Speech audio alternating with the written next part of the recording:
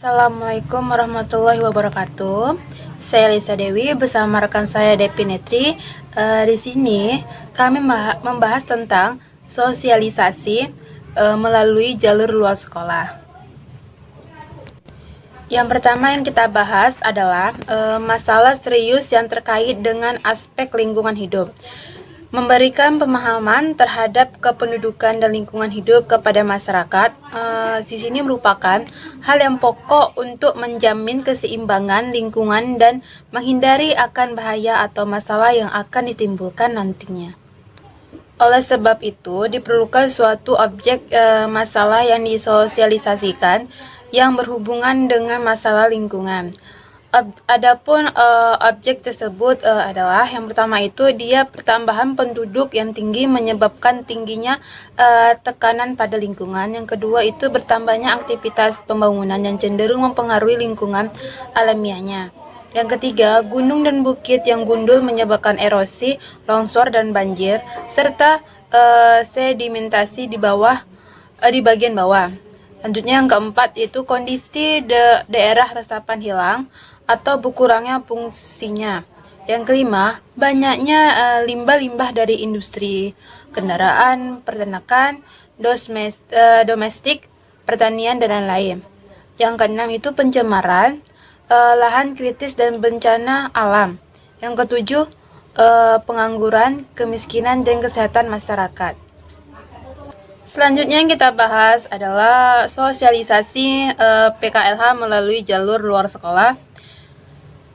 Sosialisasi ini sangat diperlukan karena masyarakat kita saat ini masih tergolong minim dalam pemahaman dan implikasi dari pendidikan, kependudukan, dan lingkungan hidup mereka. Dari sosialisasi PKLH ini diharapkan mampu menumbuhkan kesadaran masyarakat tentang pentingnya menjaga kelestarian lingkungan dan dapat menambah pengetahuan tentang PKLH kepada masyarakat. Selanjutnya di sini kebijakan pemerintah dalam hal penanganan masalah-masalah kependudukan dan lingkungan hidup telah tersedia. Tinggal kesadaran masyarakat yang senantiasa harus dibina. Upaya pembinaan kepedulian terhadap masalah kependudukan dan lingkungan hidup di samping melalui jalur pendidikan sekolah dapat pula dilaksanakan melalui jalur luar sekolah. Jalur pendidikan ini secara konseptual sering diabaikan, padahal kalau dilaksanakan dengan baik, hasilnya itu akan cukup memuaskan. Hal ini disebabkan oleh beberapa alasan. Yang pertama itu jangkauan sasaran yang sangat luas, mencakup seluruh komponen masyarakat dan meliputi penduduk pada masa kategori usia. Selanjutnya itu yang kedua, strategi dan pendekatan yang dipilih sangat bervariasi dan ini bisa dilakukan atau disesuaikan dengan situasi dan kondisi setempat. Selanjutnya yang ketiga yaitu kesempatan belajar di masyarakat lebih daripada di sekolah. Sosialisasi PKLH melalui jalur pendidikan luar sekolah berarti memberikan itu kesempatan yang seluas-luasnya kepada masyarakat untuk mendapatkan informasi dan untuk belajar tentang masalah kependudukan dan lingkungan hidup.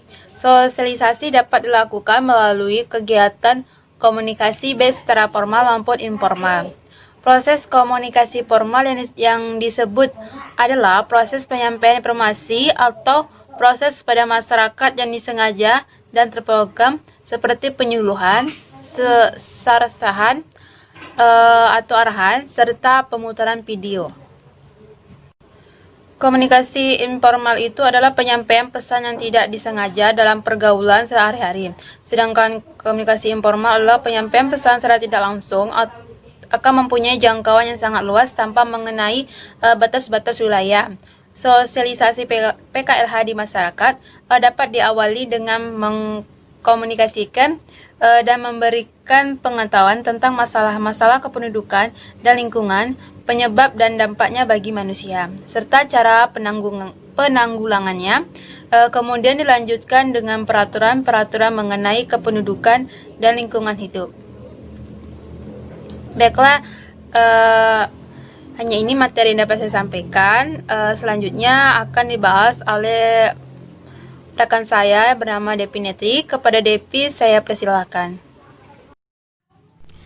Baiklah, saya akan melanjutkan pembahasannya. Yang selanjutnya yaitu cara mensosialisasikan PKLH melalui jalur luar sekolah. Adapun cara mensosialisasikan PKLH kepada masyarakat, khususnya mahasiswa, yaitu sebagai berikut. Yang pertama, memberikan pemahaman tentang konsep kependudukan dan lingkungan hidup. Kemudian yang kedua, memberikan pemahaman tentang adanya masalah kependudukan dan lingkungan hidup. Misalnya seperti masalah kemiskinan. Jadi dengan adanya jalur sosialisasi sehingga kita memiliki pemahaman terhadap adanya masalah kependudukan. Kemudian yang selanjutnya menumbuhkan kesadaran akan perlunya mengatasi masalah kependudukan dan lingkungan hidup. Kemudian yang selanjutnya memberikan pemahaman tentang adanya hubungan timbal balik antara penduduk dengan lingkungan hidup. Kemudian mengembangkan sikap positif terhadap pembentukan lingkungan hidup yang serasi yang menjamin kelangsungan hidup manusia. Kemudian yang selanjutnya mengembangkan keterampilan untuk membina keluarga dan kelestarian lingkungan hidup. Kemudian yang ketujuh, mengembangkan partisipasi aktif dalam usaha meningkatkan kualitas penduduk dan kelestarian lingkungan hidup. Kemudian kedelapan, pendidikan pelatihan seminar saresehan di bidang lingkungan hidup, masalah dan penanganan.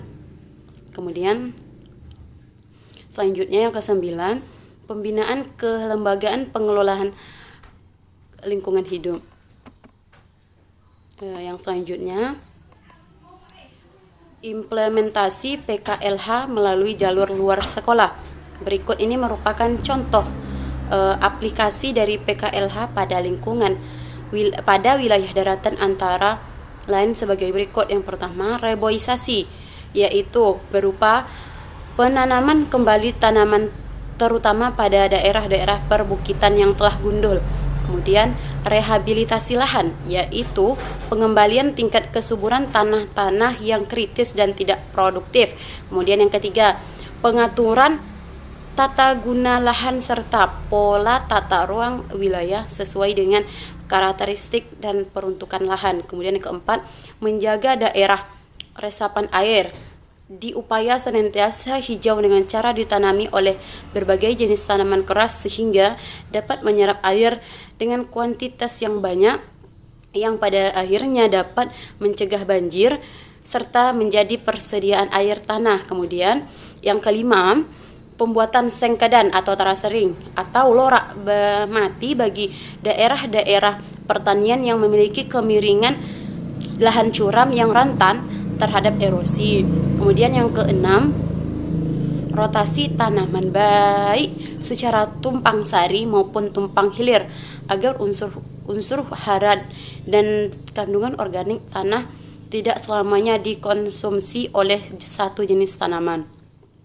Kemudian yang terakhir, penanaman dan pemeliharaan hutan kota. Hal ini dapat dimaksudkan supaya kota tidak terlalu panas dan terkesan lebih indah. Mengingat pentingnya hutan di daerah perkotaan, hutan kota sering dinamakan paru-paru kota. Demikianlah pembahasan dari materi kami. Apabila terdapat kesalahan kami mohon maaf. Wabillahi taufiq wal hidayah. Wassalamualaikum warahmatullahi wabarakatuh.